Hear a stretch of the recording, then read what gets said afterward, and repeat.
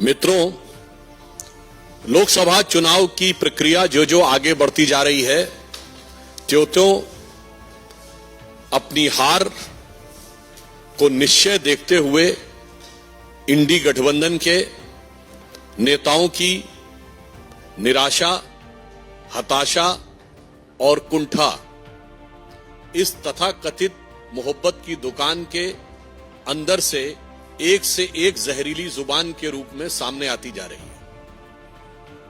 पहले भी प्रधानमंत्री श्री नरेंद्र मोदी जी के प्रति एहसास कमतरी यानी इंफीरियरिटी कॉम्प्लेक्स, ईर्ष्या और ग्लानि के कारण अनेक प्रकार के आपत्तिजनक, अभद्र, निंदनीय बयान दिए गए।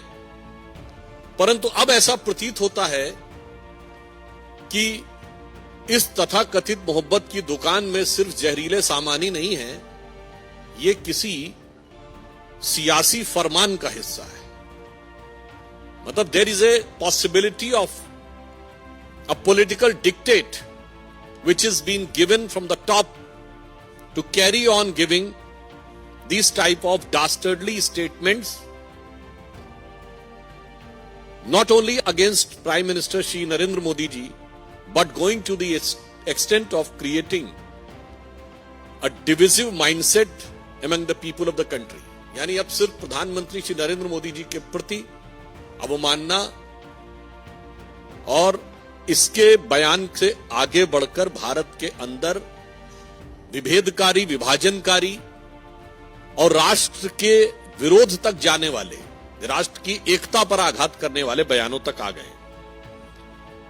और कई बार ये लोग किस प्रकार का ज्ञान देते हैं, यही समझ से परे है। देखिए देश को कैसे भ्रमित करने का प्रयास करते हैं। अभी केरल के मुख्यमंत्री श्री पिनारी विजयन ने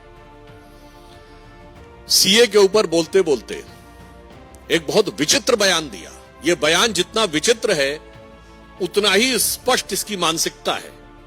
उन्होंने कहा कि भारत माता की जय और जय हिंद के नारे पहले 2 मुसलमानों ने लगाए थे, इसलिए क्या इस नारे को त्याग देंगे?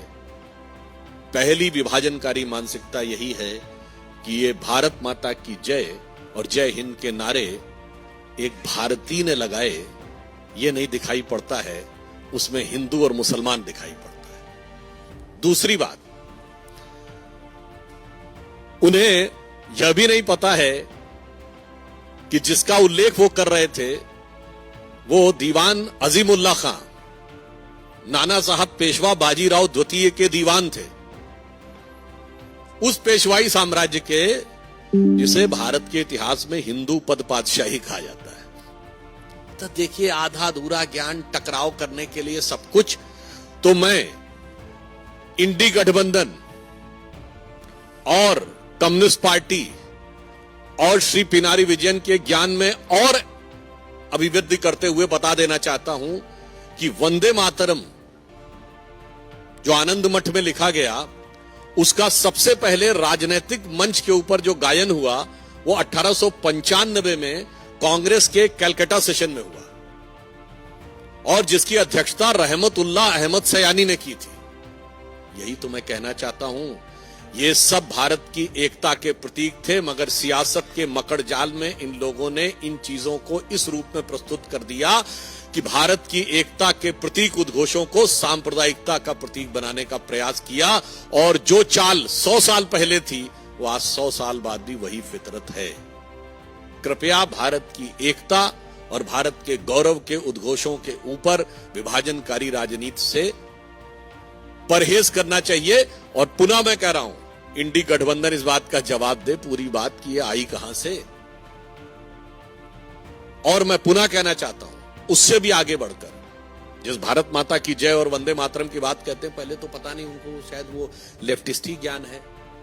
अरे भाई, ऋग्वेद के पृथ्वी सूक्त में लिखा हुआ माता भूमि पुत्रो हम पृथिव्या, ये धरती हमारी माता है, ये देश हमारी माता है और हम इसके पुत्र हैं।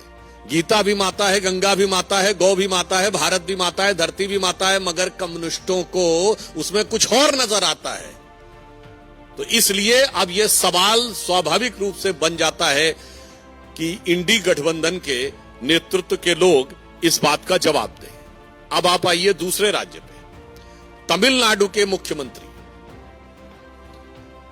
एमके स्टालिन साहब ये कहते हैं कि तमिलनाडु के लोगों को उनके लिए वोट करना चाहिए और